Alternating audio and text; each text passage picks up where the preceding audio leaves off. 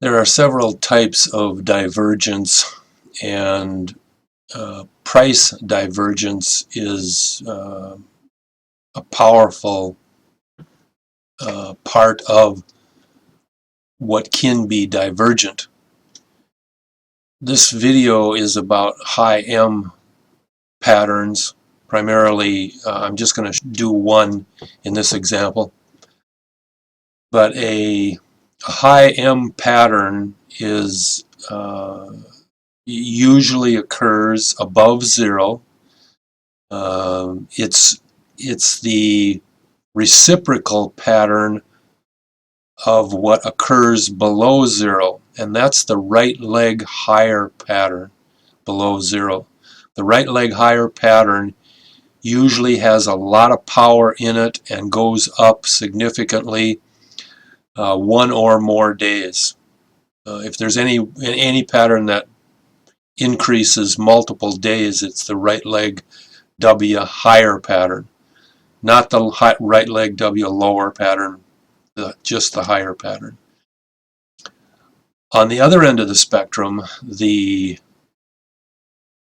high M right peak higher or lower pattern is similar in nature from the perspective that it has a lot of power in it when it reverses down. Both there are good examples with both high M right peak higher patterns and high M right peak lower patterns. Typically, the lower pattern is price divergent. In other words, the price is higher and the indicators show a right peak lower. And that has usually has a gap down or a significant downturn in price over several days. In this chart where the Zion line is, we have a price divergent condition.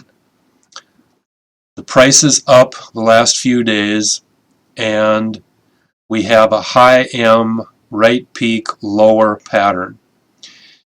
It occurs here in the price chart, and it occurs in all the other charts as well. And that's what possibly makes it a significant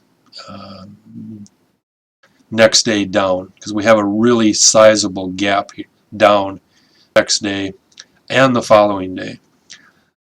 I'm in FUAC, which is the Fiat Chrysler Autos symbol, and this is in June of 2016.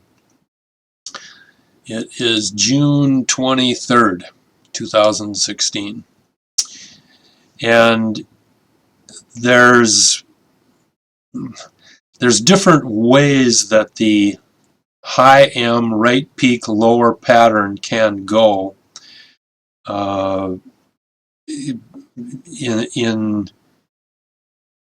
In this particular case, zip red, for example, on the right peak is at 96, and zip red in the left peak is at 97.